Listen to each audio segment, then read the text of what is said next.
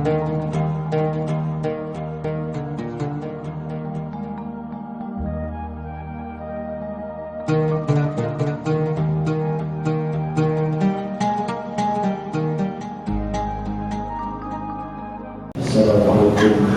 warahmatullahi wabarakatuh.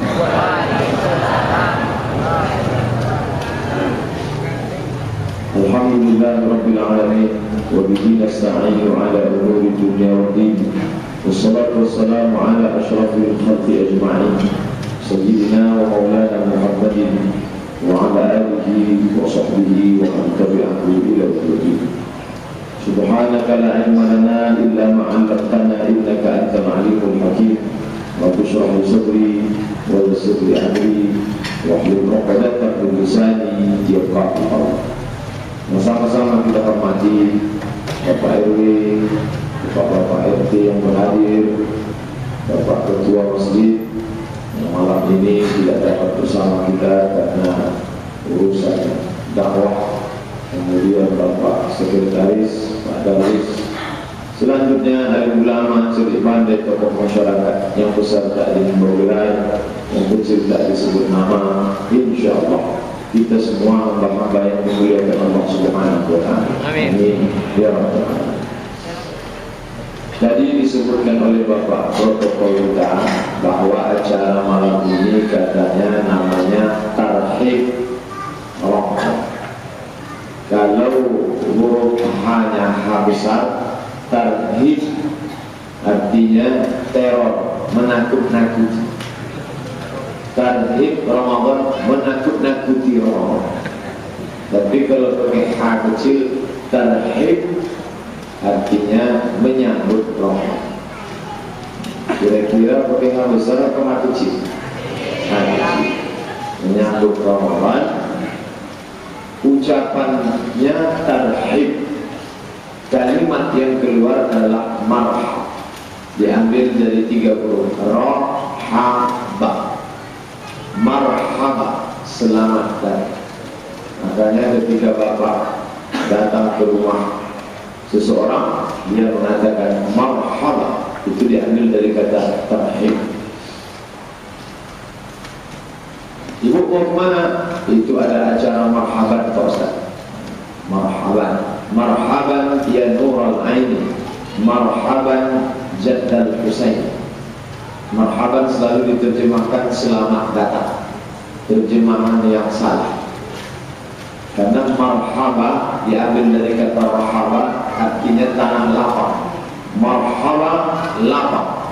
Kenapa orang yang kedatangan tamu itu disebut marhaba, selamat datang? Tak tepat. Marhaba, hati saya lapang menerima kedatangan.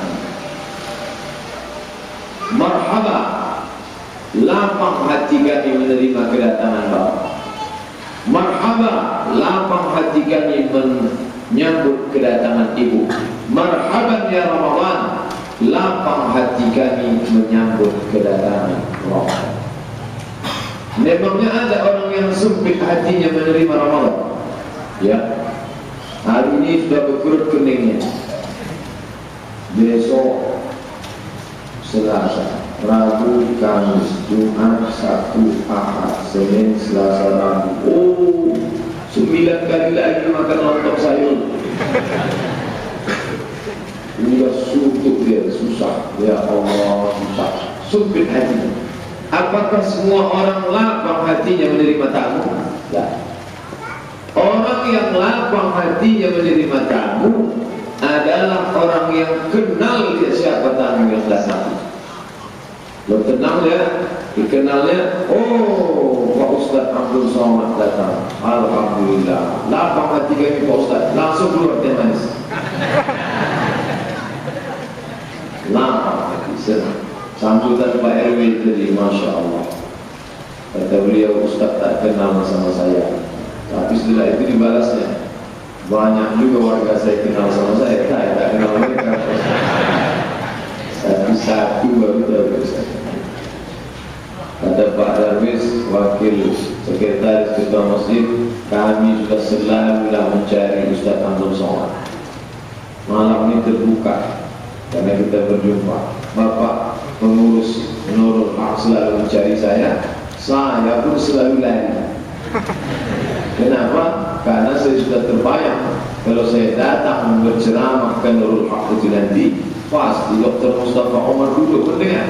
Kalau dia mendengar, bahan saya hilang. Makanya salah satu doa yang dikabulkan Allah malam ini, saya datang, dia terus terbang. Marhaban, lapang hati menerima tamu yang akan datang itu. Kenapa begitu? Karena kita kenal siapa yang mau datang itu. Hebohlah pengurus masjid memasang baleho, memasang umbul-umbul, membersihkan karpet, parfum dipasang dipakai, ibu-ibu pula disuruh membawa kue. Kenapa? Wali kota mau datang. Ini yang mau kita sambut ini bukan wali kota, tapi dia yang menciptakan wali kota. Yuhyi wa yumit, dia yang menghidupkan dan mematikan. Tu'izzu man tasha' wa tudhillu man tasha', dia yang memilih bulan itu. Bulan satu-satunya yang disebutkan dalam Al-Quran, Syahrul Ramadhan alladzi unzila fihi al-Quran. Muharram tak ada, Safar tak ada, Rajab tak ada, Sya'ban tak ada, apalagi Januari, Agustus, September, Oktober, November, Desember tak ada. Satu-satunya nama bulan dia yang akan datang. Fihi, di dalamnya, Lailatun, satu malam. Kalau beramal malam itu, khairun min alfi syahrin, lebih utama daripada amal 80 sekian tahun lebih, 1000 bulan. Kemarin dari satu masjid saya menyampaikan tausiah, datanglah seorang ibu. Pak Ustaz, seminggu yang lalu orang tua kami meninggal. Inna lillahi wa inna ilaihi raji'un. Sedih meninggal orang tua, siapa yang tak sedih? Yang melahirkan kita, bertaruh nyawa 9 bulan 10 hari kita menumpang dalam rahim, 2 tahun disusukan, lelah, titik puluh keringat, tetesan air mata, darah untuk menembus kita lahir ke dunia. Meninggal, sedih ya, tapi ada yang lebih disedihkan lagi. Apa itu? Dia meninggal menyambut kedatangan bulan. Kalau bolehlah minta, ya Allah, mundur agak 2 bulan sikit jadi, lewatkan sikit Ramadan ini supaya sempat kami minta ampun, minta maaf bersama, dan kemudian Idul Fitri. Tapi kadang manusia ini kalau dikasih mundur 2 bulan, tentu dia minta lagi. Kalau bisa Idul Adha ya, habis Idul Adha kalau bisa menyambut tahun baru hijrah. Intinya apa? Sampai malam ini di penghujung Sya'ban kita masih diberikan Allah umur panjang. Itu berarti keutamaan besar. Allah Ta'ala ingin kita hidup di Ramadan, walaupun belum ada jaminan kita sampai ke Ramadan. Ustaz bicara begitu, memang Ustaz sudah jamin hidup 9 hari lagi, hidup setelah ini masuk Syawal. Loh, yang muda-muda jangan terlalu bangga, yang sakit jangan putus asa. Kenapa? Karena Israel kalau mau datang tidak menengok akte kelahiran. Iza jaa ajaluhum, kalau sampai la yastakhiruna sa'atan wa la yastaqdimun, maka kita semuanya sama-sama berserah diri kepada Allah. Seperti doa yang dimintakan Nabi, Allahumma barik lana fi Rajab wa Sya'ban, beri kami berkah di bulan Rajab dan Sya'ban. Lalu apa kata Nabi? 2 bulan sebelum Ramadan, wa ballighna Ramadan, sampaikan kami ke bulan Ramadan. Hadis riwayat Ibnu Asakir dari Anas bin Malik, hadis dhaif, tapi boleh dipakai untuk fadhail amal, memotivasi beramal menyambut bulan suci. Tentu menyambut sambutan yang disambut, yang menyambut mestilah ada hubungan yang baik. Di antaranya adalah kenal mengenal. Karena kalau tak kenal nanti kita takut salah sambut. Kita sambut, kita kasih payung, kita kasih air minum. Habis itu kita tanya, Bapak anggota DPR ya? Bukan, saya supirnya. Ditengok dulu, dikenali dulu. Kalau kita sudah kenal, maka ketika Bapak Ibu masuk ke rumah bupati, beda cara duduknya, beda cara melangkahkan kakinya, beda tatapan matanya. Ketika masuk ke rumah orang, kita tahu orang itu orang apa. Oh, dia orang Jawa Pak Ustaz, maka pakai totok rokok orang Jawa. Bapak tinggal di mana? Saya tinggal di sana. Pak mungkin dia bilang di sana. Oh, tak sopan. Apa maknanya? Kalau kepada orang manusia kita ikut kakak lembu, menghormati orang, menghormati suku orang, walaupun kadang sampai keterlaluan. Mentang-mentang presidennya orang Jawa, baca Qurannya pun pakai lagu Jawa. Ini terlalu hormat berlebihan. Kalau bahasa anak sekarangnya nggak segetonya kali. Nah, baca ayat Quran bunyi romah-romah. Ini menunjukkan bahwa kepada manusia saja orang sampai setingkat itu. Lalu bagaimana dengan bulan yang dipilih Allah Subhanahu wa Ta'ala? Bapak kan bukan orang Melayu, kok pakai baju Melayu? Apa jawab dia? Di mana bumi dipijak, di situ langit dijunjung. Dari Melayu pula dia, dari orang Melayu. Kenapa begitu? Karena hormat.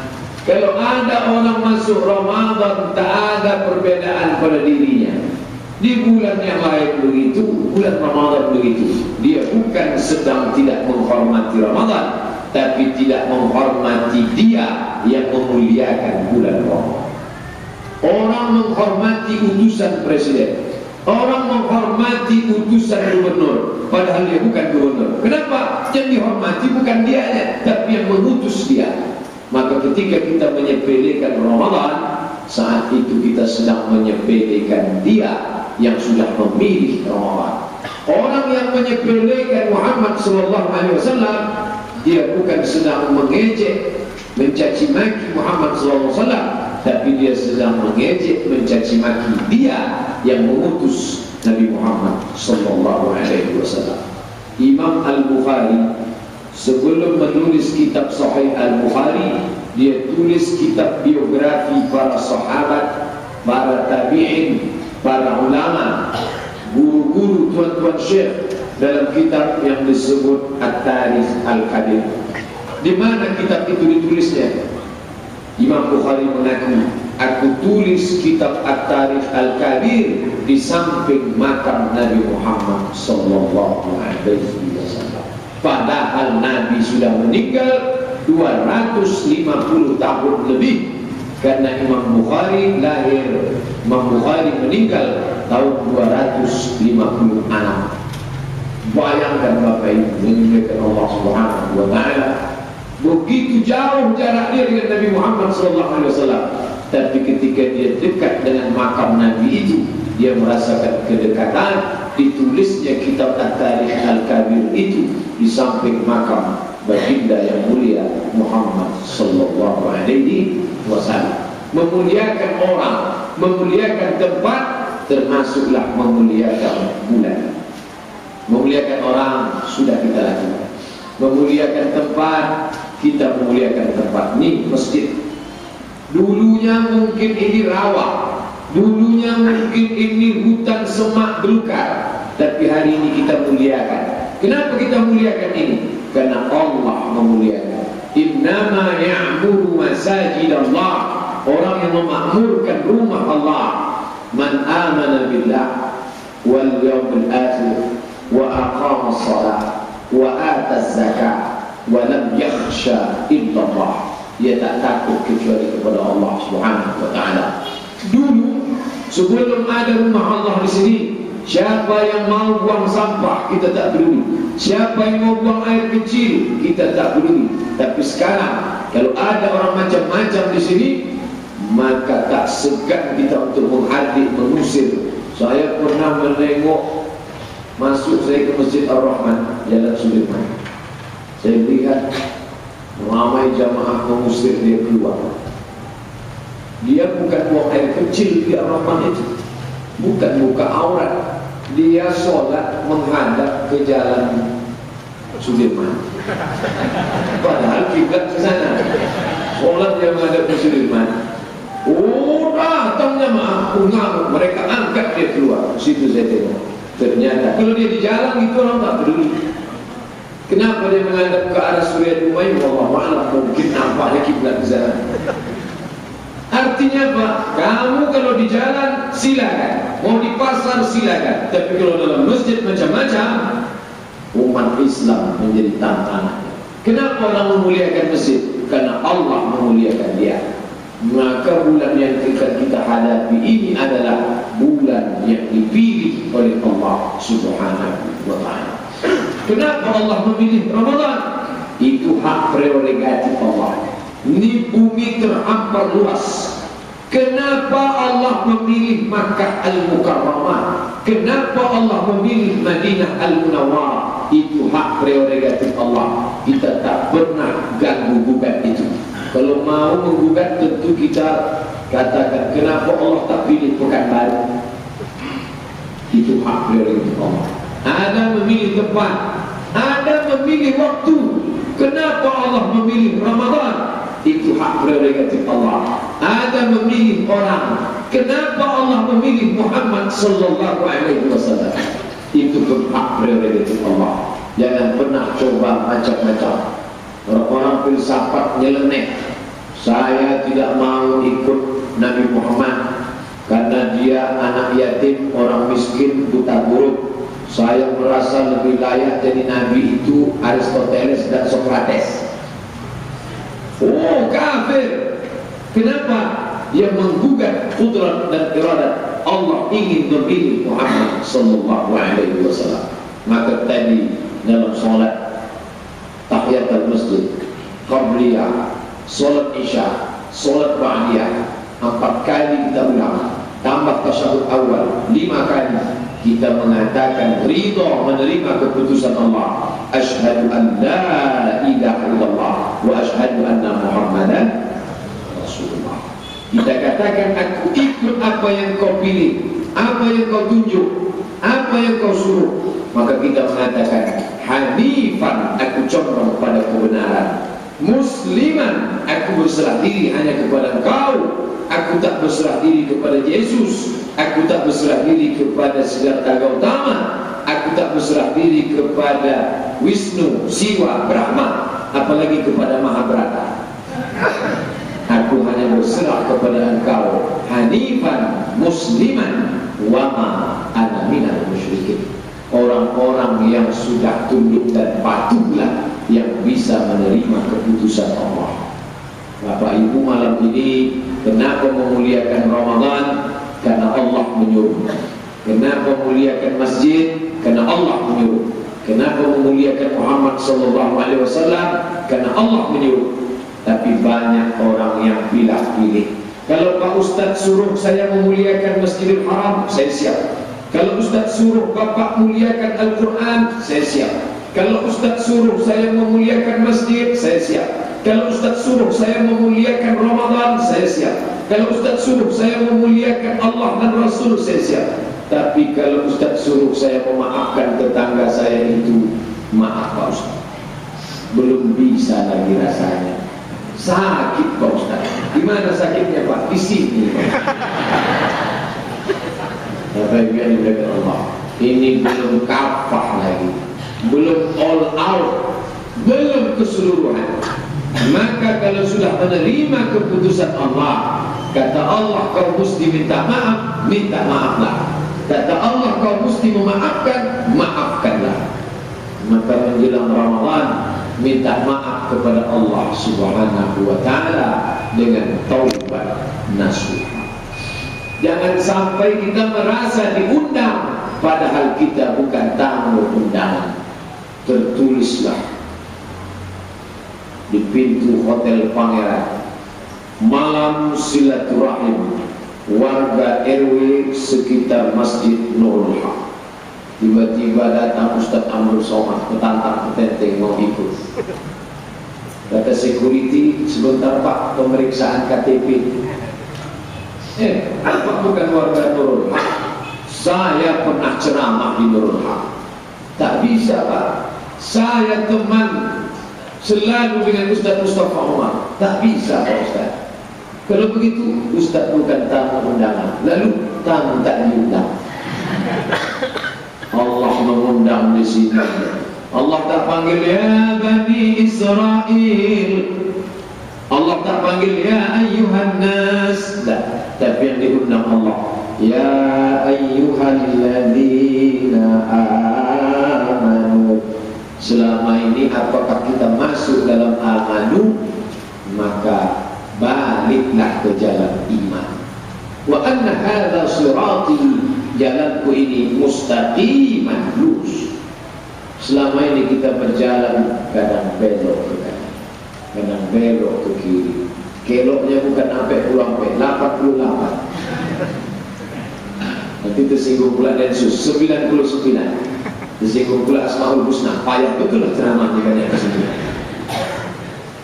Bapak Ibu yang dimuliakan Allah Subhanahu wa taala, minta maaflah kepada Allah dengan cara apa? Taubat nasuha. Taba yatubu, taubat artinya balik, kembali ke pangkal jalan. Siapa yang tak pernah salah? La taqraba hazihi syajarah, jangan kau dekati pohon ini. Fatakuna minaz zalimin, kalau kalian dekati nanti kalian jadi orang zalim. Jangan kalian dekati.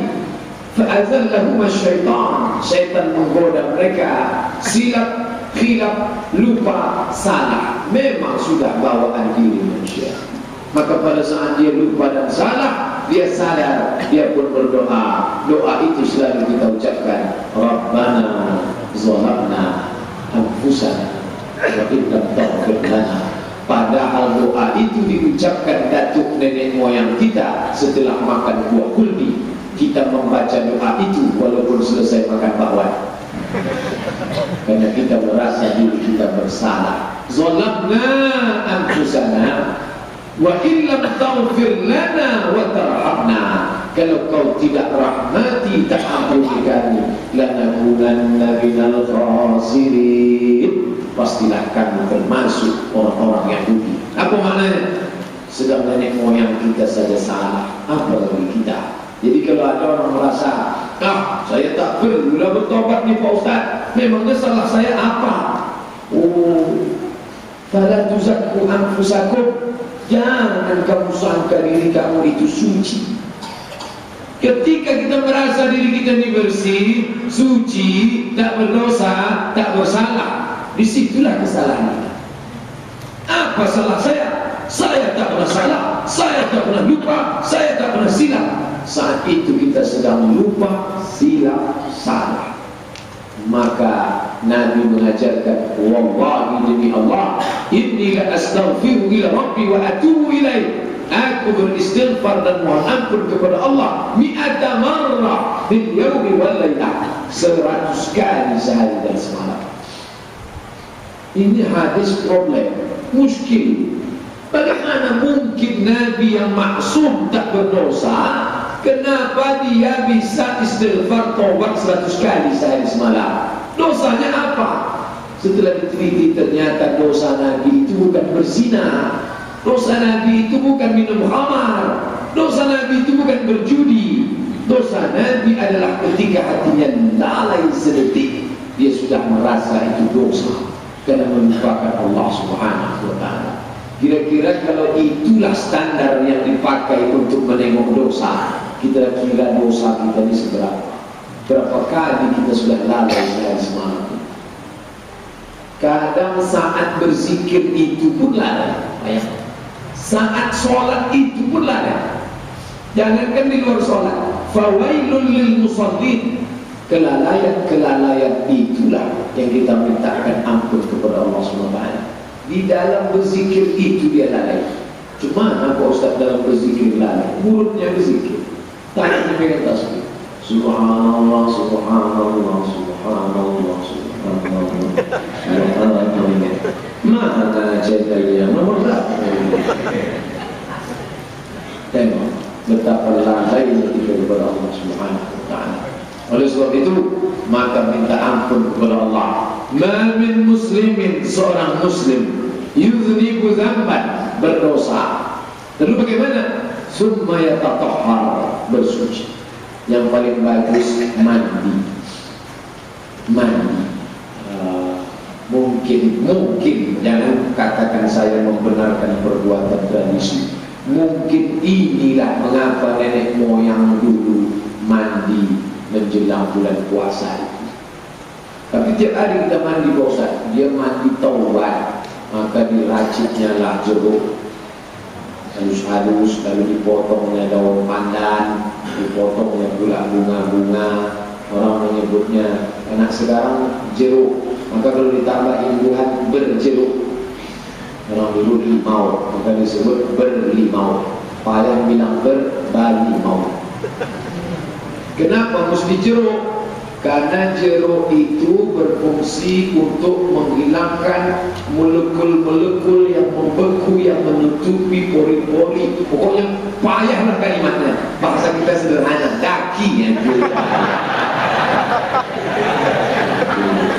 Ibu-ibu yang menyuci ikan kan nampaknya itu. Kalau dimasukkan jeruk itu diperas, bersihkan bersih-bersihnya. Zaman sekarang tak perlulah pakai jeruk Pak Ustaz. Sekarang kan udah ada sampo, udah ada sabun. Ya bagus tak apa-apa, tapi samponya tengok dulu, sabunnya tengok dulu, ingredients, komposisi, jangan-jangan ada babi di situ. Mana Allah terima doa, samponya babi, sabunnya babi, ketiaknya babi. Bayangkan orang mau ke masjid bawa babi 2 ekor.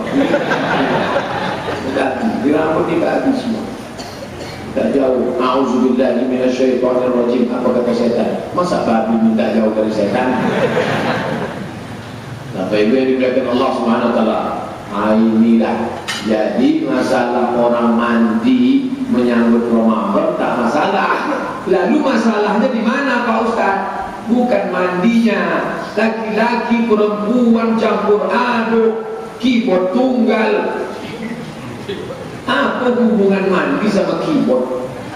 Itu tak ada kait mengait sama sekali. Maka anak bapak ibu yang ikut-ikutan tradisi ini tahan. Jangan kau nodai nak. Ini mau pensucian diri mak. Suci dari apa? Bahwa mandi ya mandi. Mandi di rumah bisa sebanyak sabun mandi. Itu gimana? Nah ini meluruskan sejarah supaya kita jangan sampai ikut tradisi yang tak baik. Tapi jangan pula menyalahkan nenek moyang. Ini tak betul. Nenek moyang kita dulu salah Pak Ustaz. Enak aja menyalahkan. Yang salah itu cucu cicitnya. Nenek moyangnya betul. Karena dulu mereka mandi tak ada pakai keyboard. Bapak Ibu yang dimuliakan Allah Subhanahu wa taala, bersih. Setelah bersih, harum dia wangi. Kena pakai daun pandan, pakai bunga-bunga, pakai bunga kantil, pakai bunga melati, pakai bunga tai ayam pun ada di sana. Karena itulah cara mengharumkan zaman itu.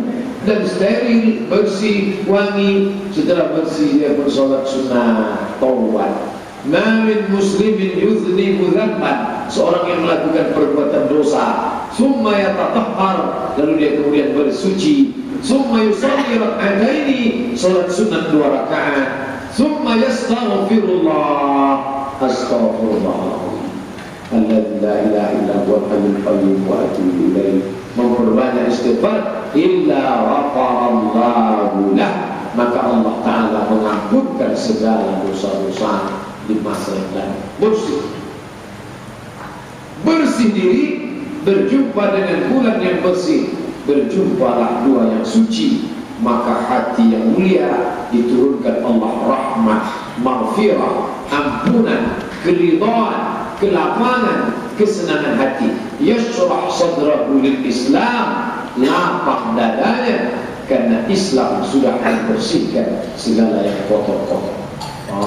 Ini penting dipahami dengan baik supaya menyambut bulan itu bukan asal-asal sambut saja.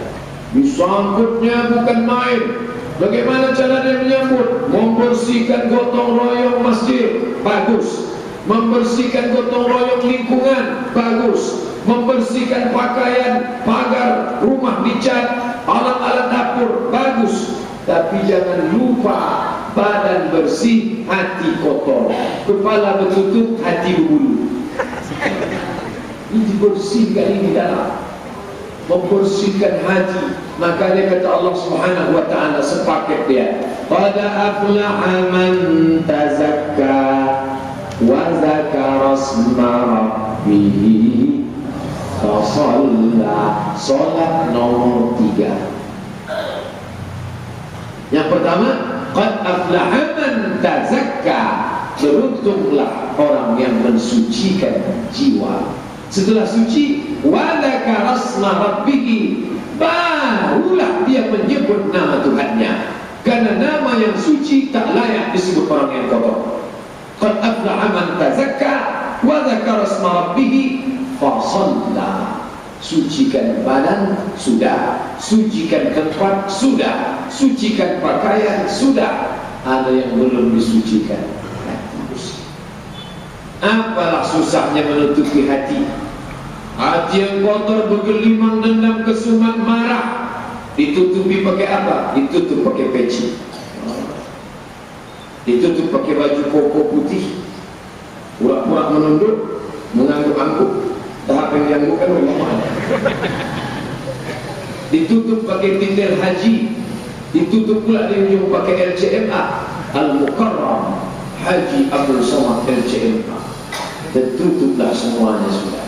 Tapi ingat, ada Dia yang maha tahu di balik peci itu, Dia yang maha tahu di balik baju koko itu, Dia yang maha tahu di balik titel haji LCMA itu. Wa na'lamu ma tuwaswisu bihi nafsuh, kami tahu apa yang berbisik-bisik di dalam. Wa nahnu aqrabu ilaihi min hablil warid, karena kami lebih dekat kepada hamba kami itu daripada bulan lehernya sendiri. Mulutmu bisa menutupi, tapi kami akan bukakan nanti. Yauma tublas sarair, pada hari itu segala rahasia akan dibukakan. Sebelum Allah membukakannya, maka mintalah kepada Allah, sucikanlah ya Allah, bersihkanlah ya Allah. Berdoa di waktu malam, Allahumma tahhir qalbi, sucikan hatiku, minan nifaqi, dari munafik, minan syirki, dari syirik, minan hasadi, dari hasad. Oh, saya tak bisa bahasa Arab Pak Ustaz. Tak usah bahasa Arab, bahasa Indonesia. Ya Allah, sucikan hatiku dari hasad, dari dengki, dari dendam. Jangan kuat-kuat. Nanti dengan kawan sebelah dia tanya, ya Allah, sucikan hatiku dari hasad, dari dengki. Tanya sama siapa? Maka ini dengan Allah Subhanahu wa ta'ala. Kepada Allah Ta'ala sudah bersih, tapi kepada manusia belum. Kepada Allah bisa sendirian tahajud di tengah malam. Kepada Allah Ta'ala bisa sendirian pergi ke Masjidil Haram. Kepada Allah Ta'ala bisa sendirian duduk di Taman Raudhah. Kepada Allah Ta'ala bisa sendirian bermunajat di Masjid Nurul Haq. Tapi kepada manusia tak bisa sendirian.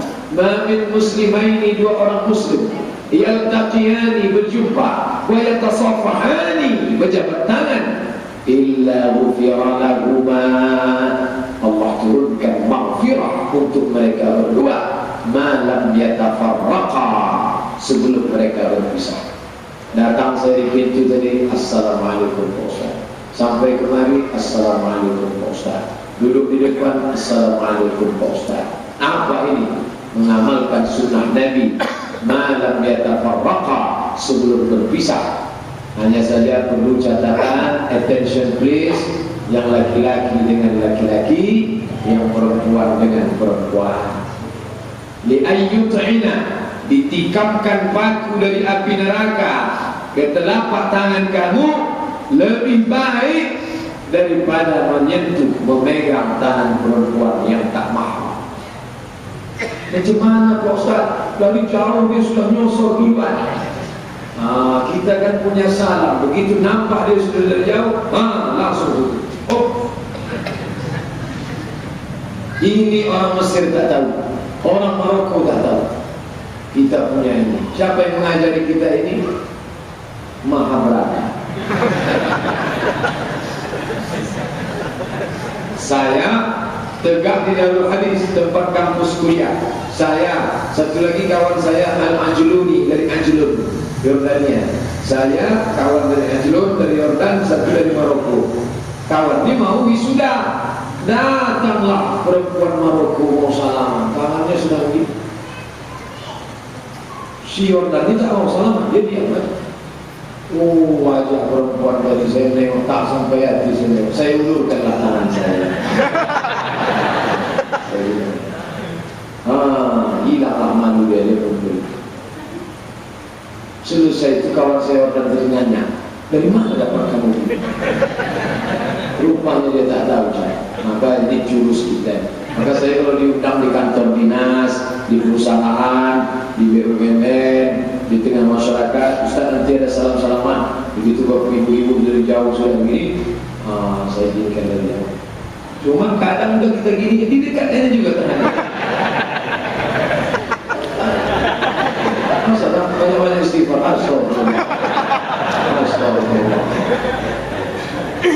Maka yang dimuliakan Allah Subhanahu wa Ta'ala, ini perlu kita ajarkan. Tapi kalau balik kampung lah saya, jumpalah sama makcik-makcik kawan mak saya sebaya, kawan nenek dulu. Tiba-tiba ditengoknya, oh lah kemana kan ku Abdul Somad dah besar kau nak, diulurkan di tangan. Tiba-tiba saya bacakan, lebih baik ditusukkan api neraka. Sakitlah hati dia. Dibisikkan ke yang lain, ini Somad ni ISIS. Maka kalau yang tua-tua kita apa-apa, kata Syekh Yusuf Al-Qaradawi, orang tua tak apa-apa. Kenapa? Karena dia bukan mahallun lisyahwah, tidak membangkitkan syahwat. Tapi Pak Ustaz, saya sama orang tua pun bersyahwat. Ini sakit. Cepat-cepat obati. Sakit ini. Sakit. Nama penyakitnya Oedipus kompleks. Berselera menengok orang tua. Na'udzubillah. Jadi Islam itu Masya Allah sudah dijaga sedemikian rupa. Maafkanlah. Maafkan. Berlapang dada memberikan maaf, berlapang dada meminta maaf. Sebelum kita masuk, sebetulnya masalah cerita maaf ini bukan mau Ramadan, sebelum nisfu Sya'ban. Ittala Allah, yattali Allah ala jami'i khalqihi laylatan nisfi min Sya'ban. Malam nisfu Sya'ban Allah memperhatikan semua makhluknya, fayaghfiru li jami'i khalqihi, diampunkannya semua makhluknya illa kecuali pertama musyrik. Musyrik tiada maaf bagi. Yang kedua musyahid, orang yang belum berdamai. Ini nisfu Sya'ban sudah lewat Pak Ustaz, masih berlanjut sampai ke Ramadan. Maka jangan sampai malam nisfu Sya'ban lewat, apa boleh buat, tapi jangan sampai malam-malam Ramadan itu pun lewat juga gara-gara kita belum berdamai. Tetanggaku kita sudah hampir 11 bulan ini berkelahi, tak ada gunanya kita lanjutkan. Mungkin Ramadan ini Ramadan terakhir bagi kita. Maka marilah kita saling bermaaf, minta maaf. Suami yang sudah pisah ranjang sama istri beberapa bulan ini, istriku sebetulnya mau kulanjutkan pisah ranjangnya. Kata istrinya, aku pun begitu juga. Tapi kata Ustaz tadi, tak ada gunanya kita lanjutkan. Anak kita pun sudah besar, cucu kita pun sudah mau lahir. Aku takut jangan-jangan Ramadan ini terakhir bagi engkau. Aku pula abang bilang mati dulu. Makin mengamuk dia. Kau doakan aku mati duluan dia. Aku pun mungkin mau mati juga. Kita sama-sama mati. Maka lebih baiklah kita bermaafan. Aku pun begitu juga. Betapa indahnya dunia ini. Itu kan kata Ustaz. Memang kata saya, kata saya. Bapak Ibu yang dimuliakan Allah Subhanahu wa Ta'ala, maka kebersamaan kita ini tak lain tak bukan, tapi banyak orang yang sanggup diuji. Diuji kakinya solat berjamaah, sanggup. Diuji matanya baca Quran one day one juz, sanggup. Diuji tangannya mengusap kepala anak yatim, semua diusapnya. Yang berkudis-kudis pun diusapnya. Tapi ketika diuji untuk minta maaf, tak bisa kepada, masih keras dan membeku dalam. Ini ujian. Ada pula yang sanggup meminta maaf, tapi yang saya minta maaf itu dia keras sekali Pak Ustaz. Tak sanggup saya ulurkan tangan, ditahannya tangan. Kadang tangannya dia kasih buka, hidungnya pun tak menyaut. Hidung memang tak menyaut kan? Kalau sempat hidung menyaut gimana? Ini adalah tak lain tak bukan ujian. Mana tahu bapak ibu adik-adik menghadapi orang yang model begini, anggap dia itu hanya butir-butir penghalang menuju surga Allah. Allah uji kakiku, insya Allah aku lulus. Allah uji tanganku, insya Allah. Tapi Allah sedang ujikan hatiku dengan engkau, wahai makhluk Allah. Kaulah satu-satunya lagi yang tinggal. Maka ya Allah kasih aku kekuatan untuk bisa minta maaf sama orang ini. Tapi jangan bilang pula kuat-kuat sama dia.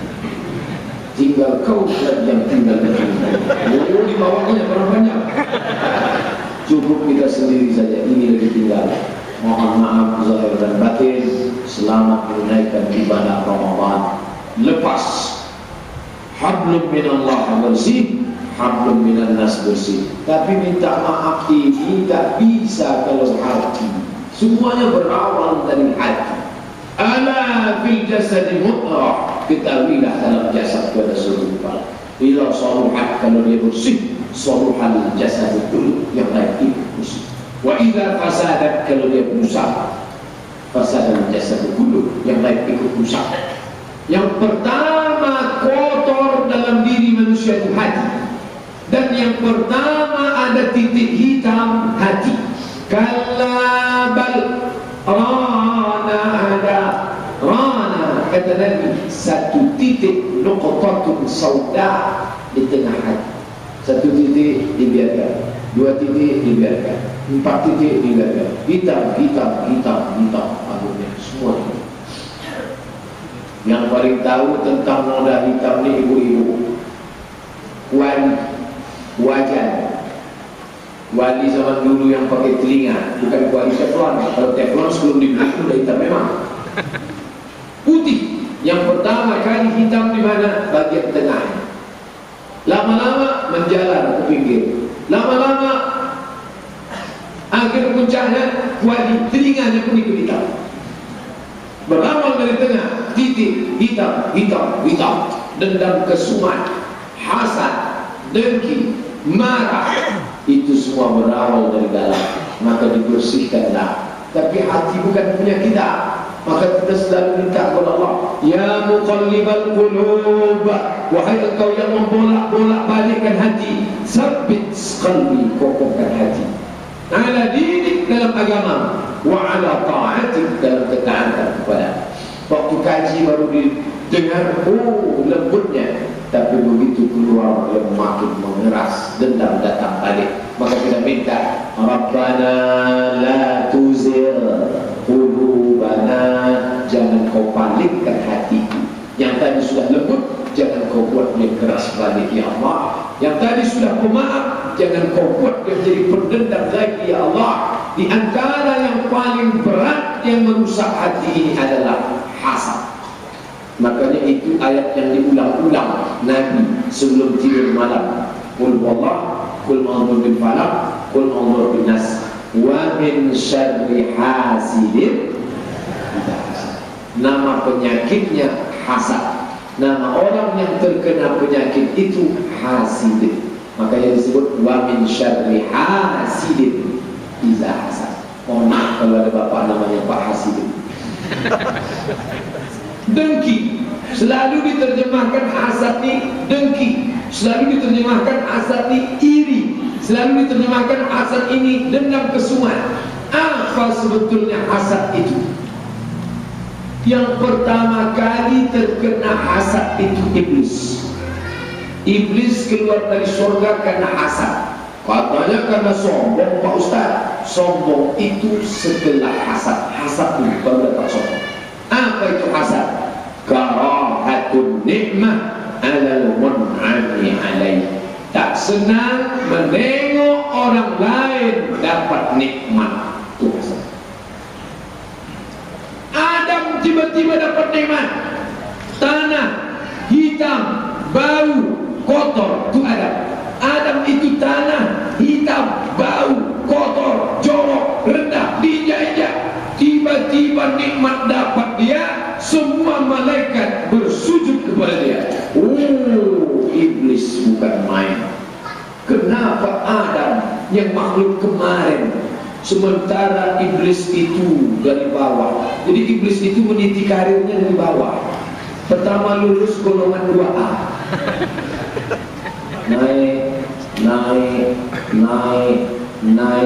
naik, akhirnya sejajar dengan malaikat. Padahal dia bukan malaikat. Iblis bukan malaikat. Buka surat Al-Kahfi. Kana minal jinni, dia berasal dari kalangan jin. Iblis bukan malaikat. Yang disuruh Allah sujudkan malaikat. Wa iz qulna lil malaikati, ketika kami katakan kepada malaikat, usjudu li Adam, sujudlah kepada Adam. Yang disuruh malaikat. Kenapa satu ekor jin dia bisa ikut? Ternyata dia jin baik. Ketika puncak kebaikan, dia sejajar dengan malaikat. Tapi ketika semua malaikat sujud kepada Adam, bangkitlah sifat asli jinnya. Ana khairun minhu, aku lebih baik daripada dia. Aku yang beribadah lebih lama. Aku meniti karir dari bawah. Kenapa Adam tiba-tiba naik, tiba-tiba tinggi, tiba-tiba disembah, tiba-tiba malaikat sujud kepada dia? Tak senang menengok orang lain dapat nikmat. Makanya kalau ada sifat itu dalam diri kita tuh ada titisan iblis. Tak senang menengok orang lain dapat nikmat. Penyakit batin itu semua berawal dari hasad. Dari hasad datanglah sihir. Kenapa disihir? Karena muncul hasud. Dihasud tak mempan. Jangan angkat dia itu jadi anugerah, nanti dia itu orangnya pengkhianat. Hasud tak mempan, muncullah sihir, magic, santet, tuju, santau, begu gandam, semuanya. Ambil kukunya, curi rambutnya, ambil bekas air ludahnya, ambil bekas air minumnya, dipetik bunga di sana, mencret dia di sana. Ini semua berasal dari mana ini datang penyakit ini? Hasad. Makanya orang yang hasad tak bisa mendoakan saudara. Nikahlah anak sahabat ibu, anak sahabat bapak, sama-sama permainan dengan anak kita. Dari kecil main sama anak kita, sama-sama satu sekolah, sering datang ke rumah kita. Tapi ketika dia dapat nikmat, datang hasad. Kenapa anak dia yang duluan dipinang orang? Kan lebih cantik anak saya. Jangan-jangan dia pakai pelet ini. Datang hasad. Maka ketika mendoakannya pun tak bisa. Lewat di depan pelaminan, mestinya ucapannya barakallahu lak wa baraka alaik wa jama'a bainakuma fi khair. Tapi kena hasad berkesumat di dalam, doa itu keluar tapi bunyinya lain. Barakallahu lak. Tak tulus keluar. Kenapa? Karena berangkat dari hati yang marah. Dari mana marah datang? Hasad. Lalu bagaimana menghilangkan penyakit hasad ini? Penyakit berbahaya, tapi ada yang lebih bahaya daripada penyakit. Apa itu? Orang yang tak sadar bahwa dirinya sakit. Bahaya. Kalau ibu sadar dirinya sakit kena diabetes, dia tak akan minum teh manis. Kalau bapak sadar dirinya sakit karena darah tinggi, dia tak akan makan gulai kambing, susu, kolesterol. Penyakit bahaya, ya. Tapi ada yang lebih bahaya. Apa itu? Tidak sadar dirinya sakit. Maka periksakanlah diri. Kemana Pak Ustaz? Rumah sakit mana? Puskesmas mana? Alat apa yang bisa mendeteksi penyakit hasad? Tak ada. Sampai saat ini orang Jepang, orang Korea belum menemukan alat untuk mendeteksi penyakit hasad. Yang bisa mengukur itu hanya kita sendiri. Bagaimana cara mengukurnya? Ketika tak senang melihat orang lain dapat nikmat, ingat kita sedang terjangkit virus hasad. Ini mau hari raya, mau bulan Ramadan, tetangga renovasi rumah baru, sakit di dalam, hasad. Orang beli mobil baru, hasad. Orang naik pangkat, hasad. Orang dapat gelar doktor, hasad. Orang dapat penghormatan, penghargaan, tapi tak senang, hasad. Memangnya Pak Ustaz tak ada kena penyakit hasad lagi ya Pak? Tak ada bisikan-bisikan di dalam. Bisikan-bisikan itu setiap manusia pasti ada, tapi kita disuruh menekan. Maka ketika bisikan itu datang, lawan. Fabi'izzatika, demi keagunganmu ya Allah, la'uhwiyannahum, aku akan terus berbisik-bisik di dalam hati mereka. Sampai kapan? Madamat arwahuhum fi ajsadihim, selama roh bersemayam dalam jasad. Jadi kalau Bapak Ibu merasakan ada benih-benih tak senang menengok orang karena dia dapat nikmat, itu manusiawi, itu berarti masih hidup. Justru yang saya khawatirkan kalau tak ada lagi. Pak Ustaz, saya ini tak ada lagi rasanya di dalam, berarti dah mati. Kita hanya disuruh melawan. Makanya kita disuruh baca A'udzubillahi sami'il alim minasyaitonir rajim. A'udzubillahi minasyaitonir rajim. Bismillahilladzi la yadurru ma'asmihi syai'un fil ardi wala fis sama'. Bismillah, a'udzubikalimatillahi tammati min syarri ma khalaq. A'udzubikalimatillahi tammati min kulli ainin lamah wa min kulli syaitanin wahamah wa min kulli ainin lamah. Itu semua tak lain tak bukan memohon perlindungan Allah Subhanahu wa ta'ala. Penyakit-penyakit zahir itu banyak penyebabnya disebabkan oleh penyakit batin.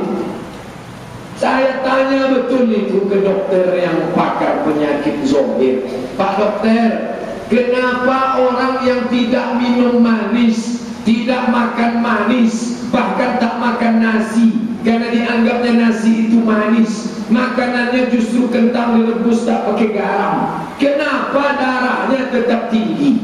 Kenapa gula darahnya tetap naik? Sebetulnya Pak Ustaz bukan karena makanan. Terus faktor psikologis.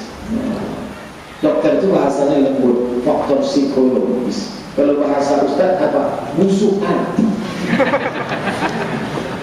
Maka bersihkanlah hati. Macam mana mau bersih Pak Ustaz? Ingat, hai Abdul Somad, ketika kau hasad, tahajud kau hilang, pahala ceramah kau melayang, pahala puasa sunat Sya'ban terbang, maka kita selalu muhasabah diri. Hasibu anfusakum qabla an tuhasabu.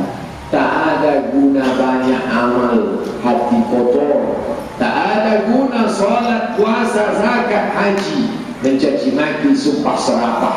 Itu semua berangkat dari hasad.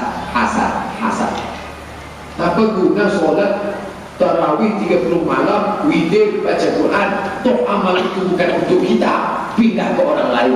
Gara-gara apa? Gara-gara cakap kasar. Cakap kasar itu dari mana? Dari hati yang hasad.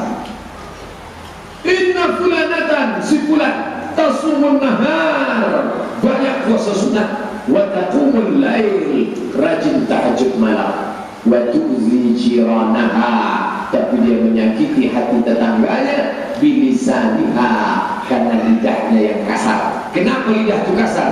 Karena hati kotor. Maka apa kata Nabi? La khaira fiha, tak ada kebaikan pada dirinya. Dia min ahli nar, dia penghuni neraka. Loh, bukankah semua amal itu nanti akan dibalas?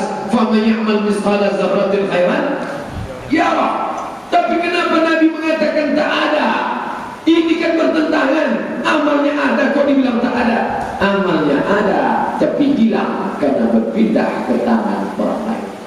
Bapak Ibu yang dimuliakan Allah Subhanahu wa ta'ala, Oleh sebab itu menyambut puasa dengan mengkaji solat-solat apa yang baik, zikir apa yang bagus, tak salah. Mungkin dijelaskan ustaz lain, tapi ada yang amat sangat penting kita jaga supaya jangan sampai kita bangun rumah, kita tanam kebun, kita beli mobil mewah, tapi ternyata hanya akan menjadi barang sitaan milik orang lain, tak berkesan untuk kita sama sekali. Itu Pak Ustaz, dulu kaya betul itu orang. Di sini 2 periode, di sini 2 periode, di sini 2 periode, 10. Tapi begitu kena sita, habis. Sedikit pun tak tersisa. Itu terjadi juga di akhirat. Puasanya terang, solatnya hilang, sedekahnya melayang. Apa sebab? Karena hubungan tak baik kepada manusia. Tapi jangan pula gara-gara ini nanti tak usahlah sholat banyak-banyak, habis juga nanti dianggap. Ini sejalan. Semangat memperbaiki diri terus jalan, semangat beribadah untuk mengisi Ramadan terus jalan. Saya hanya ingin menyampaikan menjelang Ramadan bersih sebersih-bersihnya. Kama yunaqqas thawbul abyadu minad danas, sebagaimana kain yang putih bersih segala macam noda dan dosa, maka saat kesucian itu kita bawa ke dalam bulan yang suci. Disitulah Allah menurunkan wallazi anzalas sakinata, dia yang menurunkan ketenangan fi qulubil mu'minin, ke dalam hati orang-orang yang beriman. Iyyakum wal hasada, takutlah kamu kepada penyakit hasad. Kenapa begitu? Fa innal hasada, sesungguhnya hasad yakulul hasanat, dia akan memakan hasanah. Nabi tak mengatakan hasanatan, tapi disebutnya banyak hasanat. Kalau satu orang muslimat, kalau banyak muslimat. Kalau satu orang mukminat, kalau banyak mukminat.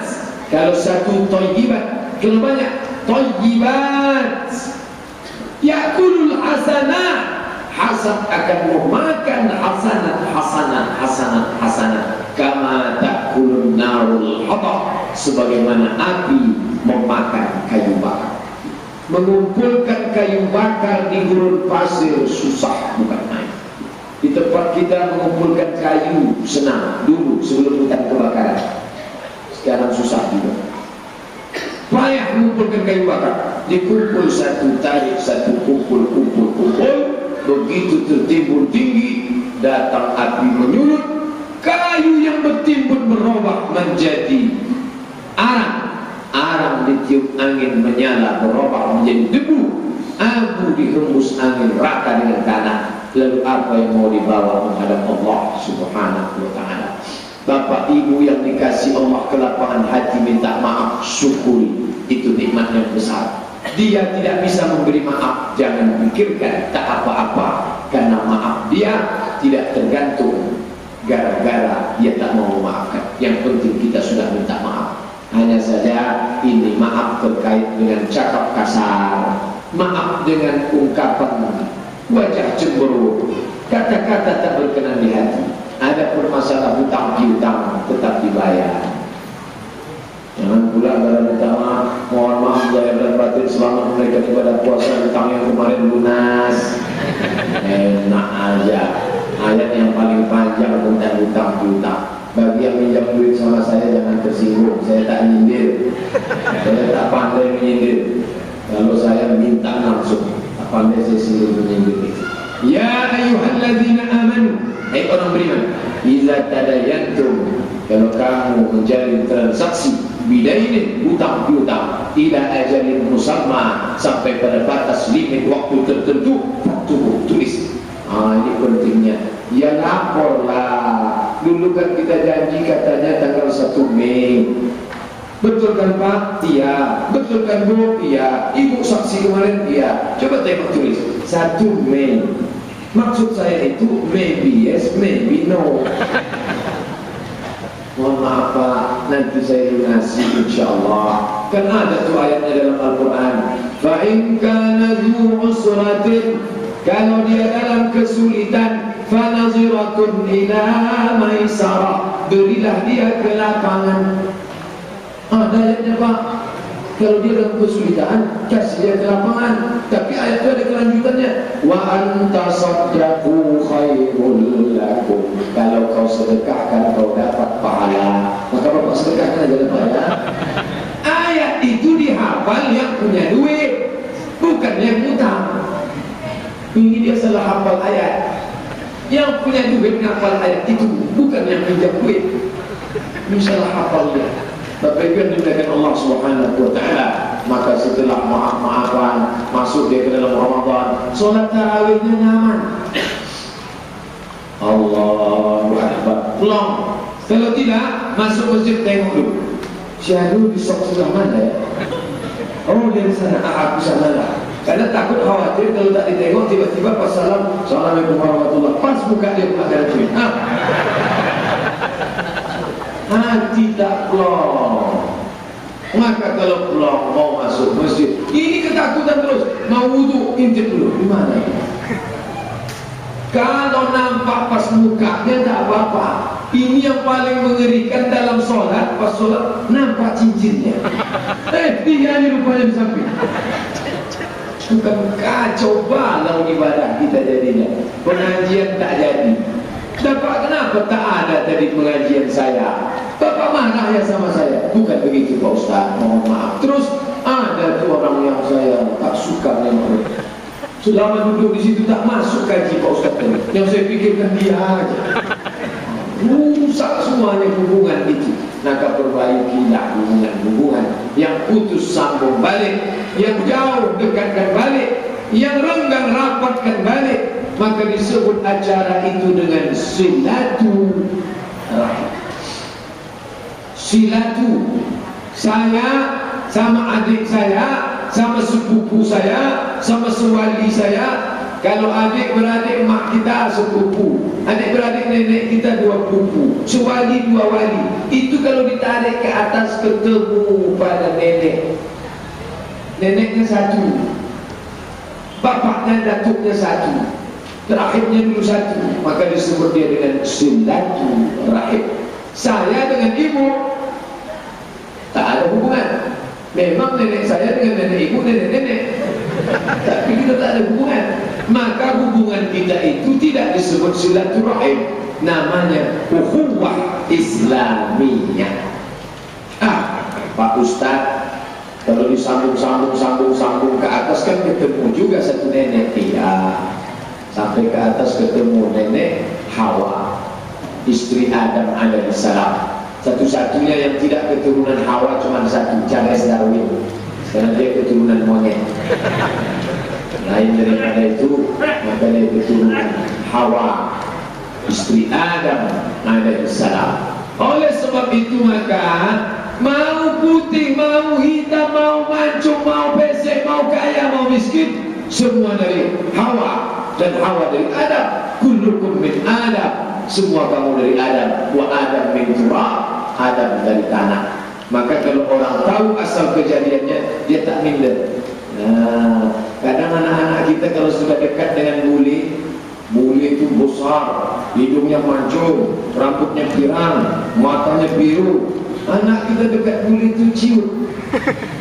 Jangan, dia anak Adam, saya juga Adam. Dari sejak Adam sampai Adam Smith, keturunan kita sama.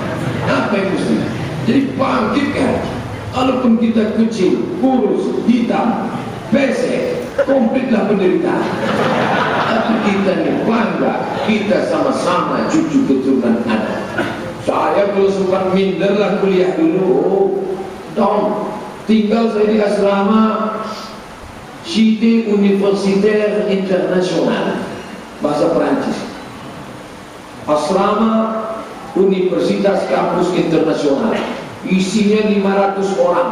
Yang orang Asia cuma 3, satu dari Jakarta, satu dari Patani Thailand, satu dari Riau saya. Yang lain itu Uzbekistan, Kazakhstan, Kyrgyzstan, orang Rusia, putih, hitam. Yang satu lagi Burkina Faso, Nigeria, Niger, Zimbabwe, Uganda, besar juga, 1000. Saya sekamar sama Afrika. Satu kamar 2 orang. Saya lebih suka akrab sama yang hitam-hitam, karena di tengah mereka itu terasa kita lebih putih. Kawan ini semua yang negara-negara Afrika itu banyak tak bisa bahasa Inggris, bahasa Perancis, bawa bahasa isyarat. Je ne parle pas français, saya tak bisa bahasa Perancis. Ngomong tu tapel, nama kamu siapa? Je m'appelle Abdul Somad, nama saya Abdul Somad. Je suis étudiant établissement Darul Hadis établissement. Saya mahasiswa di Darul Hadis. Enggak, sampai itu aja. Nah, dia bahasa Arab, ayo. Bahasa Inggris, insyaAllah. Tapi dia kebanyakan bahasa Perancis. Kita ada rasa minder. Kenapa begitu? Karena kita merasa semua dari anak cucu keturunan Adam. Kullukum min Adam wa Adam min turab. Maka orang yang sombong, apa yang dia sombongkan? Sampai yang sombong yang kamu sombongkan itu apa? Kecuali dia diciptakan dari nur, kita diciptakan dari nar. Itu baru dia sombong. Satu nur, satu nar. Apa bedanya Pak Ustaz? Nur pakai U, nar pakai A. Nur cahaya, nar api, nur bangga, nar hina, nar setan, nur malaikat. Ini semuanya dari tanah. Apa yang disombongkan? Dari tanah kembali menjadi tanah, dimakan cacing tanah, belum mati pun udah bau tanah. Apa yang disombongkan? Yang mulia di antara kita hanyalah yang beramal soleh. Inna akramakum indallahi atqakum. Yang paling takut kepada Allah Subhanahu wa ta'ala, maka ditanamkanlah rasa takut itu di bulan suci Ramadan. Tak ada yang diinginkan orang beriman daripada menanamkan rasa takut. Karena itu yang dikatakan Allah di akhir, la'allakum tattaqun. Nanti anaknya nanya, mak, itu Ustaz sikit-sikit ceramah puasa tak takut. Tak takut itu artinya tak takut ya. Tak takut itu artinya supaya kamu takut kepada Allah Subhanahu wa ta'ala. Ini krisis bangsa kita ini, krisis takut. Orang tak takut lagi. Suami tak takut sama Allah, menginjak-injak istri. Istri tak takut sama Allah, selingkuh. Punya anak, enteng dia katakan, suamiku, coba perhatikan anak kita yang paling kecil. Ganteng kan? Iya, itu hasil selingkuhanku loh. Orang tua tak takut sama Allah, remeh-temeh menyia-nyiakan amanah anak. Anak tak takut sama Allah, tak ada baktinya kepada orang tua. Saya hidupkan RRI. Di petang bulan suci Ramadan ini, kami mengamati banyak kaum muslimin di Pekanbaru sedang mengunjungi orang tuanya di Panti Jompo. Rupanya banyak yang menyerahkan mak bapaknya di Panti Jompo. Ketika bulan puasa dia datang menjenguk ramai-ramai. Kalau ditanya kenapa kamu serahkan? Tempat tidurnya kan sama. Makanannya kan sama. Lebih enak di sana daripada di rumah kami. Kami sibuk Pak Ustaz, tak sempat ngurus orang tua. No time. Andai dibalik cerita itu dulu, orang tua juga mengatakan begitu. Maaf nak, aku tak sempat ngurus kamu, aku titipkan kau ke panti yatim ya. Ini akibat apa? Tak takut kepada Allah Subhanahu wa ta'ala. Maka puasa itu tujuannya tak lain tak bukan la'allakum tattaqun. Pedagang tak takut sama Allah, dicampurnya beras itu dengan plastik. Jadi sibuk beras plastik. Tadi saya dapat kiriman di WhatsApp, tulisannya hebohlah Indonesia dengan beras plastik. Kami golah lama makan gulai paku, belum pisang batu. Ada saya coba betul. Kenapa itu yang dimuliakan Allah Subhanahu wa ta'ala? Artinya orang tak ada takut lagi. Itu tahu dimakan enak kenyal. Enak tahunya ya. Rupanya sudah disuntik formalin. Ikan asin tidak dikerubungi lalat lagi, karena sudah disiramkan pengawet mayat. Lalat aja tak mau makan. Lalat itu berbisik-bisik sama kawannya yang orang Islam makan ikan asin. Kami aja gak mau makan itu.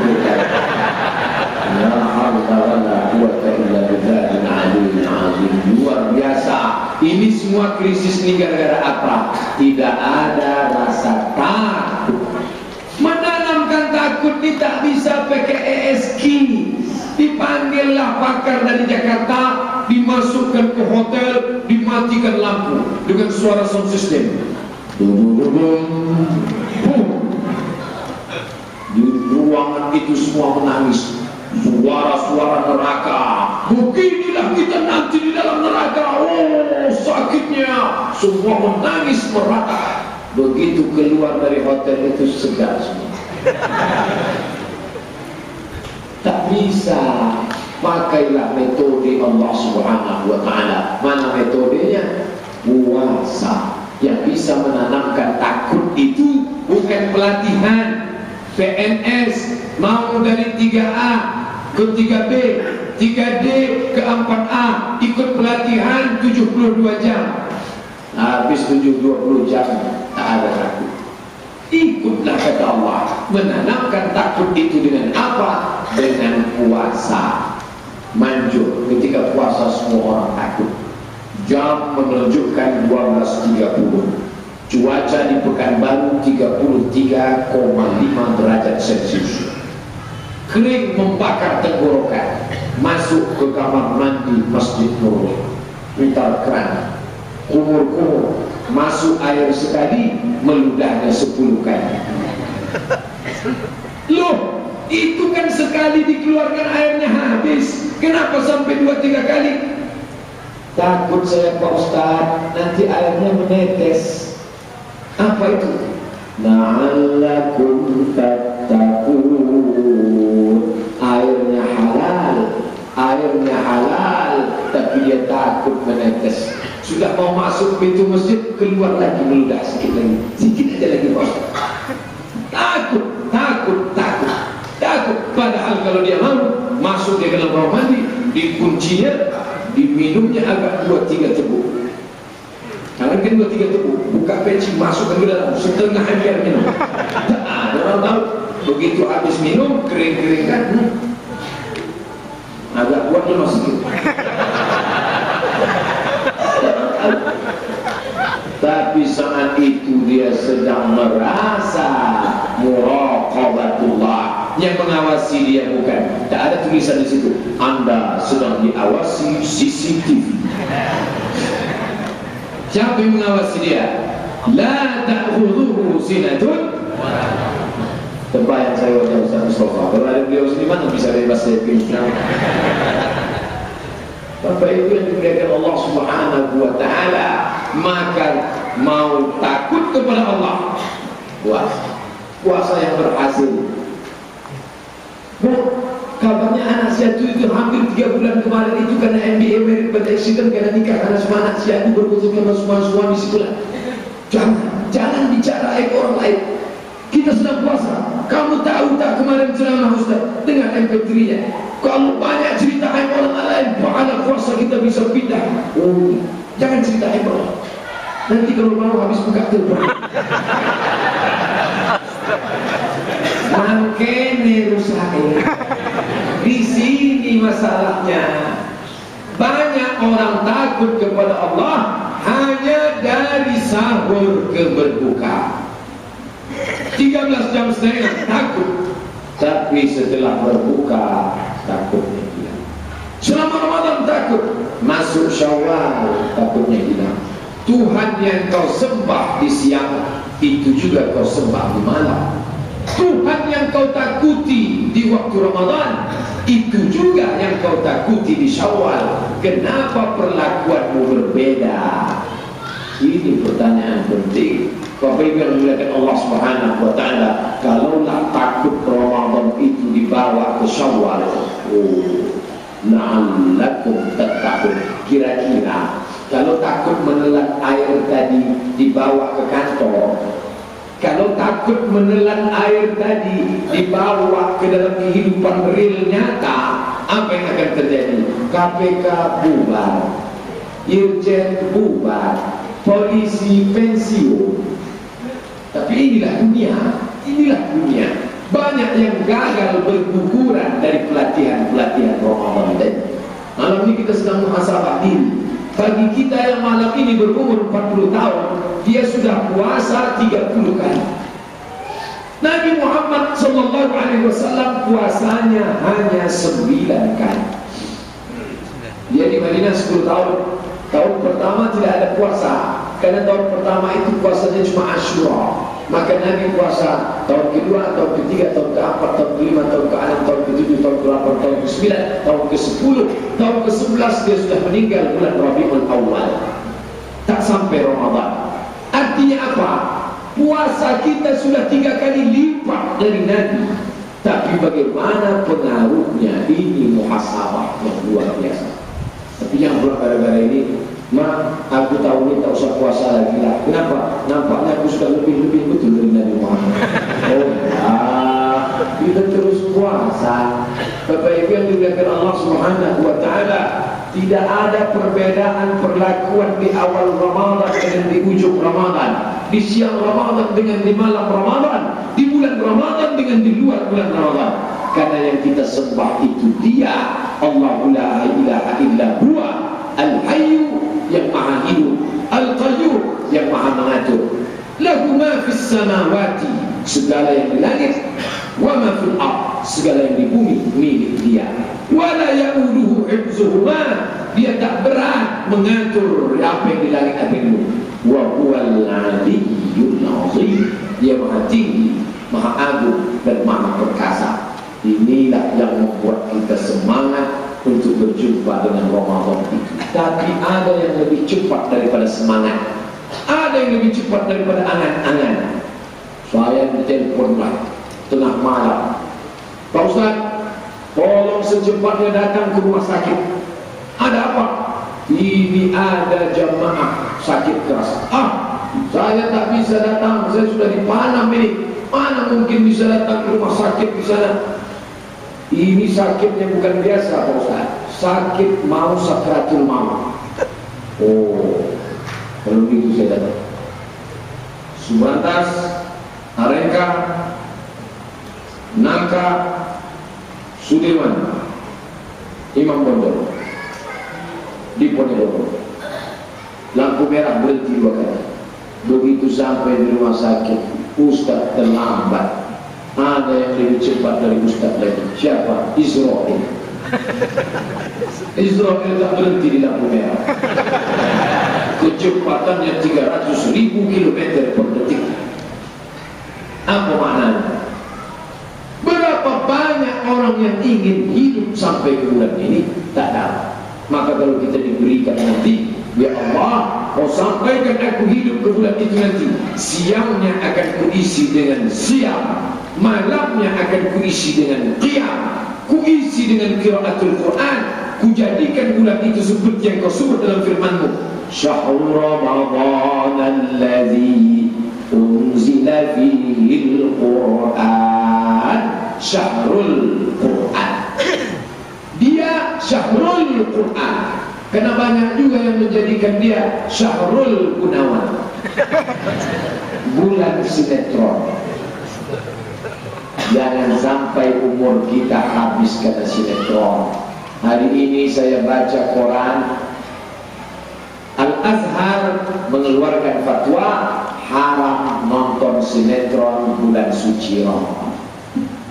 Kenapa?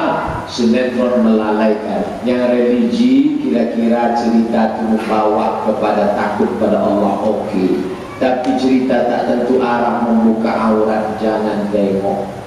Kalau terpaksa juga harus menengok, antenanya jangan sempurna, supaya hitam putih, nengoknya pun sedikit. Kenapa? Karena ini akan merusak ibadah kita kepada Allah Subhanahu wa Ta'ala. Jangan sampai catatan kita di luar Ramadan sama saja dengan dalam Ramadan. Rajab, Syaban, Ramadan, isinya sama saja. Keterangan. Joda akbar, Mahabharata, Real Madrid, Barcelona, Facebook. Apa beda bulan ini? Apa boleh buat TV untuk sementara? Anak-anak, ini bulan agung, bulan mulia. Untuk sementara TV kita off dulu ya. Iya ma, iya pak, kata anaknya. Anaknya tahan, bapak ibunya pula tahan. Ini yang jadi masalah. Oleh sebab itu bapak ibu yang dimuliakan Allah SWT, canggih zaman ini, dunia ini makin hebat, maka kita pun makin kuat mengontrol. Zaman dulu, Masya Allah, jadi sebelum ke sini buka bersama tadi di Masjid Al-Munawwarah Wir, lalu makan dengan sahabat dari Jakarta. Kita cerita dulu sebentar, ngobrol kami. Di antara cerita dulu Pak Ustaz, kenapa dunia itu terasa lama ya, tapi sekarang makin canggih, dunia ini semakin cepat, dan kegiatan kita yang katanya makin pakai teknologi semakin ringan, makin dikit, kok malah makin banyak, dan waktu makin tersisa. Makin tersita habis waktu. Apa sebabnya? Jadi analisa sahabat itu kata dia, dulu kita tidak terlalu banyak urus, sekarang semua mau kita urus. Itulah yang banyak menghabiskan waktu ini. Dulu orang tua diurusnya anaknya, diurus istrinya, diurusnya kebunnya, diurusnya sapinya. Cuma 5, anak, istri, kebun, sapi, tetangga. Dah, sekarang semua mau diurus. Presiden Amerika dia juga yang urus. Antara Irak dengan Kuwait, antara serangan ke ini dia juga yang urus. Pengungsi dari Rohingya diselamatkan atau tidak oleh Erdogan, dia juga yang urus. Jadi terlalu banyak yang mau diurus. Sampai pembicaraan di warung kopi itu semua dibaca. Sampai ke pentil pesawat pun dikaji. Tutup pentil pesawat, itu ada pembicaraan khusus tentang masalah. Ini luar biasa. Jadi betul kata Nabi, tuba liman syaralahu aibuhu an uyubin nas. Berbahagialah orang yang sibuk mengurus urusan dirinya sehingga dia tak sempat mengurus aib orang lain. Ini kita muhasabah di malam ini. Berapa umur dikasih Allah ke kita? Berapa yang sudah kita pakai untuk Allah? Berapa anak yang dititipkan Allah? Berapa yang sudah menjadi soleh dan solihah? Berapa harta yang diberikan Allah? Berapa yang sudah kita pakai untuk jalan agama Allah? Tapi kadang kalau dibuat muhasabah waktu jam-jam 10 kurang 10 kurang masuk ke dalam hati. Dibuat muhasabah dalam keadaan tenang siang kurang merasuk, maka lampu didudukkan, dibuat jam 2 malam di Masjid Agung An-Nur, dibimbing oleh Ustaz Dr. Mustafa Umar. Itu nanti bulan 10 malam datang ramai bangsa. Beliau paling semangat. Ya Allah, kami datang menghadapmu ya Allah, dosa kami begitu banyak. Maka jamaah pun meratap, meraup menangis. Tengok kanan menangis, tengok kiri menangis, muka menangis, belakang menangis. Masa saya tak nangis? Ikutlah nangis. Nanti datang, isi malam-malam itu dengan muhasabah diri.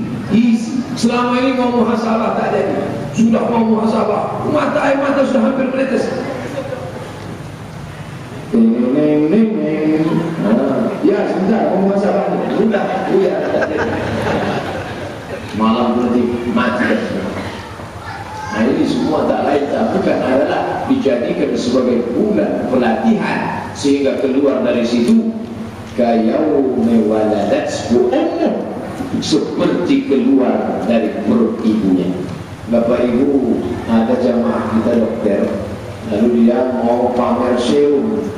Pak Ustaz, ini ada penemuan baru dunia medisnya Pak Ustaz, menggemparkan. Apa namanya Pak? Ini kalau disuntikkan, suntik ke kulit, yang keriput-keriput 71 berubah jadi 17. Mantap tuh Pak. Tapi harganya mahal Pak Ustaz, 100 juta. Kalau serum itu sudah sampai di Pekanbaru, saya harap Bapak jangan beli. Duitnya mesti 200. Karena kalau Bapak saja yang balik 17, Ibu tetap 71, gawat. Bisa 71 Pak, jadi 17 Pak Ustaz. Lalu saya tanya ke dia, ada tak serum yang bisa mengembalikan seperti bayi yang baru lahir? Belum ada Pak Ustaz. Dalam Islam ada. Apa itu? kalau dia sungguh puasa itu keluar dari Ramadan seperti bayi yang baru keluar dari perut ibunya. Macam mana bayi yang baru keluar? Mulutnya wangi, mulutnya wangi. Apa pernah ibu mencium mulut bayi baru ekor? Tak pernah. Wangi. Sepreman-premannya orang, bisa tengoklah preman hitam, legam, pakai baju singlet preman, tatu, besar, pakai antik. Begitu menggendong anak kecil, hilang premannya. Naring. Orang yang sangat kasar kalau sudah menengok bayi. Kenapa orang kalau menengok bayi tersenyum? Padahal tak siapa dia, tak anak siapa. Di stasiun kereta api, di halte bis, di airport pesawat, nengok anak orang. Tapi saya tak berani, takut saya dituduhnya belum senyum ke rumahnya juga. Kenapa orang kalau menengok anak kecil itu senyum? Karena anak kecil itu tak berdosa. Anak kecil tak berdosa, tak ada dosa, maka menengoknya senang. Maka disebut anak itu imut-imut. Beda kalau sudah amit-amit, baru menengoknya, oh, lapendos, laki-laki penuh dosa. Tak baik yang dimuliakan Allah Subhanahu wa ta'ala. Maka ketika keluar dari rahim ibu, menangis pun dia orang suka. Bayangkan itu. Marah pun dia. Anak kecil marah ke bapaknya. Karena sudah mandi, sudah makan, ngapain urus-urus saya? Ketawa orang dimarahin. Padahal kata-kata itu kasar, orang tetap senyum. Kenapa? Karena orang tahu hatinya bersih. Digendong anak kecil, pipis dia, orang malah bertuah saya nih, dikecil kok bertuah. Kenapa orang tak marah? Karena orang tahu dia tidak ada niat buruk. Senyumnya orang suka, tangisnya orang rindu, marahnya orang senyum, eknya pun orang katakan bertuah. Ini kan luar biasa. Kenapa? Karena dia tidak ada hasad, dia tidak ada riak, tulus, tak ada yang ditutup-tutupinya. Yang suka menutup-nutupi itu bapak dan ibu. Kalau anaknya tulus, nanti kalau ada tamu bilang bapak nggak ada di rumah ya. Assalamualaikum, waalaikumsalam. Bapak ada, kata bapak. Kalau ada tamu bilang. Coba tengok ketulusannya. Dan bagaimana dengan Allah Subhanahu wa ta'ala. Tadi tausiah ini saya mulai jam setengah 9, lebih kurang 90 menit. Mudah-mudahan ada manfaatnya. Tentulah yang disampaikan Ustaz Abdul Somad ini tak ada apa-apa, 0,01%. Lalu yang lain mana? Hadiri majlis-majlis pengajian. Tausiah subuh datang, tausiah zuhur datang, tausiah asar datang, tausiah menjelang berbuka dengarkan, tausiah dari isya menjelang tarawih ikuti, tausiah iktikaf ikuti, kultum kuliah 7 menit datang, kulibas kuliah 15 menit ikut datang. Prinsip mengaji Ramadan tak banyak, 4P, datang, duduk, dengar, diam, datang, duduk, dengar, diam, ngantuk-ngantuk sikit diampuni Allah Subhanahu wa ta'ala. Riau, negeri yang adem, ayam, tentram, tenang. Ini Ustaz yang ngomong, bukan. Imigran Syiah tak berani lama-lama di balik papan. Kenapa? Di balik papan itu orang sangat mengamuk mereka usir. Tapi di Pekanbaru semuanya selamat datang, marhaban. Kami lapang dada menerima kalian wahai imigran. Bertahan imigran sampai 1000 orang. Ada dulu toko emas dirampok di Jalan Sudirman. Ini toko emas, ada rumah kosong jadi kontrak oleh si perampok. Lalu mereka jebol tengah malam, habis emas mereka lari, tertangkap, diperiksa di Poltabes, diwawancarai si perampok. Kenapa kalian ini? Kalian orang mana? Kami orang sana, tak boleh sebut nama, menjaga kode etik jurnalistik. Kenapa kalian tahan di sini? Apa kata dia? Riau ini negeri paling nyaman, paling adem, paling ayam, tak ada masalah. Artinya apa? negeri yang tenang ini jangan sampai dirusak, jangan sampai dikotori, tapi jangan pula bersikap sampai kepada kemungkaran pun tenang. Itu tak boleh. Memang Islam mengajarkan kalau sedang puasa, insyatamahu ahadun, kalau ada orang ngajak kelahi, kalau ada orang mencaci maki, falyaqul, hendaklah dia mengatakan inni shaim, aku sedang puasa, aku sedang puasa. Kamu berani-berani parkir depan rumah saya, tak tahu kamu ini pagar besi mahal 1 meternya 7 juta, berani kamu pagar? Inni shaim. Kamu anak gadis bolak-balik lewat depan rumah saya, sudah tahu ini suami saya gatal. Nanti kamu ditengoknya tertarik. Ini shaim. Tulus. Tapi jangan pula ini shaim. Awas kalau habis bukan. Itu tetap. Tapi ada masanya kita wajib marah. Pak, saya bawa anak gadis bapak ni ya, asmara suruh bawalah ini shaim. Salah. Ini tak betul. Bu, saya mau keluar rumah nih. Tengok celana saya bagus kan? Celana jin, baju hantu. Keluarlah nak. Ini shaim. Salah, tak betul. Yang mungkar harus marah. Tapi dunia Pekanbaru Riau yang ramai dengan pengajian, berapa banyak kepala dinas, kepala kantor, kepala BUMN, direktur perusahaan, kalau sudah pisah, perpisahan diundang Ustaz, mereka meneteskan air mata. Yang bapak tangiskan ini apa?